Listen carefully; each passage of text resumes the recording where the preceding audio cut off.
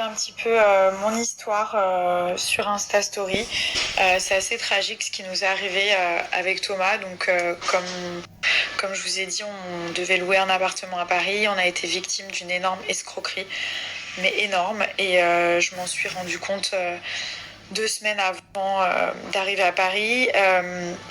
Donc forcément, on a payé un appartement qui n'a jamais été donné. La personne à qui on l'a payé n'a pas voulu nous rembourser. Et surtout, mis à part ça, c'est le fait d'arriver enceinte de 8 mois et demi avec son petit garçon de 2 ans, son mari, et sa maman et sa grand-mère, et être complètement délogée. Voilà, parce qu'on avait tout organisé pour que toute la famille soit en sécurité, soit bien.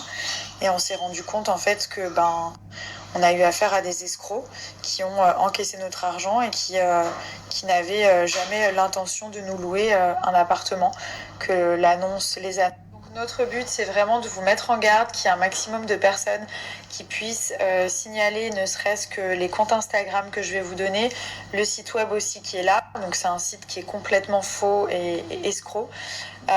Et surtout, protégez-vous, faites très attention, nous on s'est fait avoir.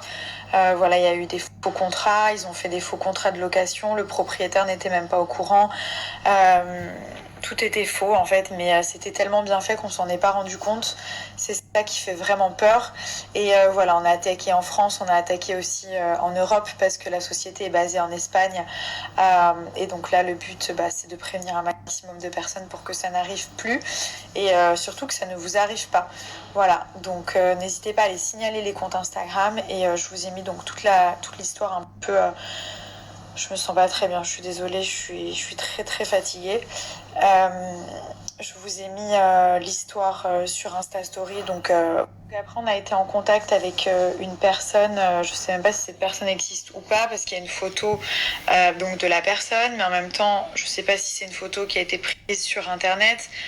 Donc je veux en aucun cas m'avancer parce que pour l'instant j'ai aucune preuve.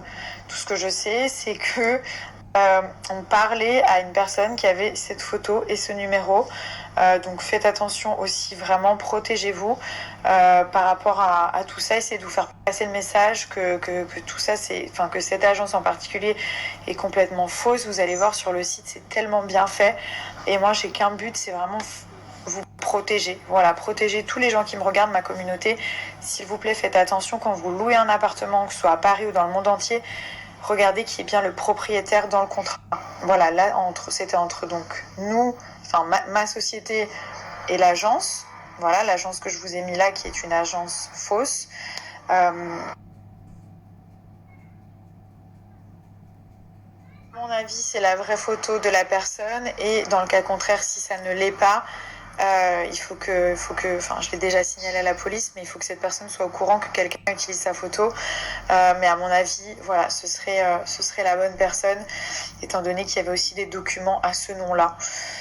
Voilà, enfin bref, une histoire très étrange, une personne qui ne répond plus.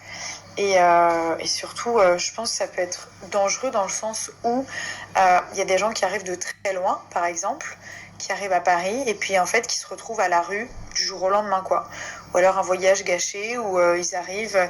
Il y a des gens qui n'ont pas forcément le budget en fait de se reloger.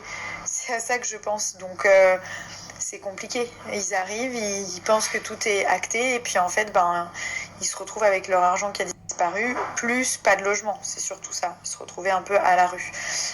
Donc voilà, signalez un maximum le compte Instagram et puis protégez-vous tout simplement.